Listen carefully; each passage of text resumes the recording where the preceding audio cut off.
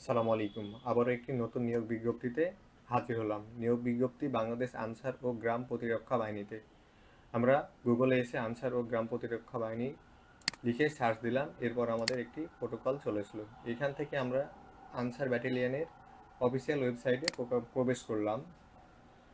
প্রবেশ করলে আমাদের একটি প্রোটোকল চলে আসে। এই প্রোটোকলে আনসার ব্যাটালিয়ন বাহিনীতে তৃতীয় ও চতুর্থ শ্রেণীতে মোট 31টি পদে কিছু সংখ্যক জনবল নিয়োগ দেওয়া হবে। এরপর আমরা পিডিএফটি ডাউনলোড করতে ডাউনলোডে ক্লিক করলে আমাদের মূল সার্কুলারটি চলে আসবে।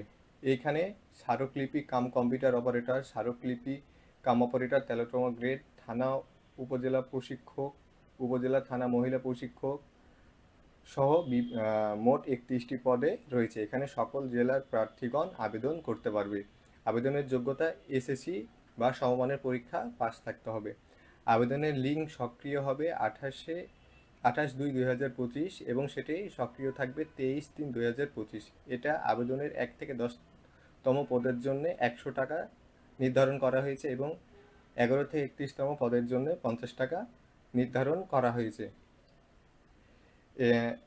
এর পরের ভিডিওতে আপনাদের দেখাবো কিভাবে আবেদন করতে হয়।